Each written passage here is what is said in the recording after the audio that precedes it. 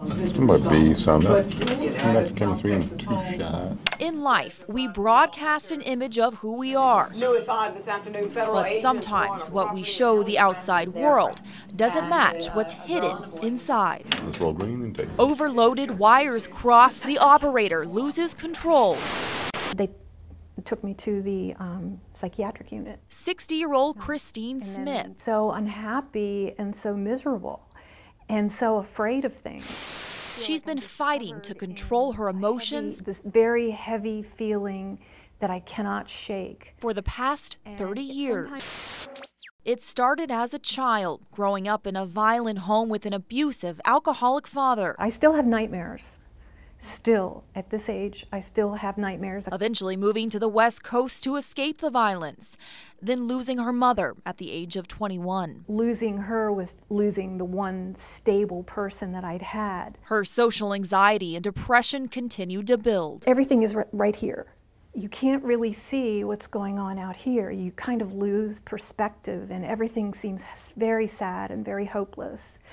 And you feel worthless and useless and not good enough, and all of those things. But the sadness is the worst part, the depth of the sadness. It wasn't until her late 30s did doctors offer her a pill, something to help with the disorder. She was diagnosed with depression. I was relying on the professionals, and all of the professionals at that time could do in the late 80s was recommend medications. And over the past 20 years, several studies indicate depression rates have roughly tripled. Today, roughly 27 million Americans suffer from the disorder. Asheville psychologist Jack Clement says a reason for the increase may be due to doctors becoming more aware of the disorder. It's telling me that a lot more people are getting diagnosed, and that's a good thing. It tells me a lot more people are being treated with medication. I don't know if that's a good thing or not.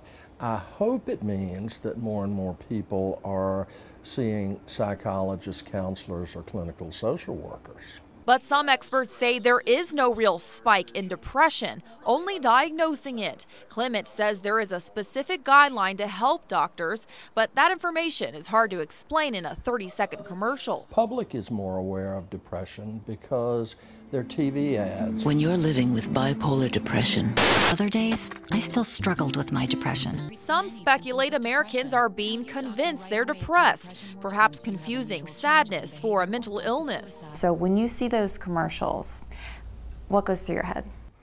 When I see the ads now, I get pretty disgusted sometimes because I feel that they're just offering magic pills to people. But the people, you have to do your own work too. With an estimated 30 million Americans on antidepressants, you'd think we'd all be hilariously happy. But Christine was on antidepressants when she did the unthinkable. I'm just going to take all these extra pills that I have and have a bottle of wine, and that'll do it.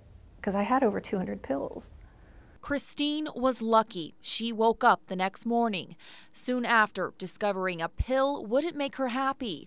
She found support groups and ways to cope with her emotions. To me, that was the first ray of hope. And I was really pleased to see that.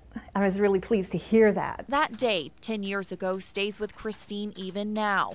But so does her daily dose of medication. I mean, do you think that that is anything that you're holding on to? And if so, does it matter? I don't know that it matters because everything is good now. This is not just about medication.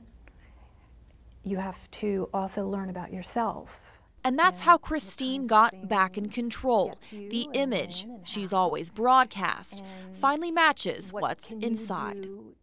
In Asheville, Ingrid Allstaedt, News 13. And get through those bumpy times. And to me, that was the first ray of hope.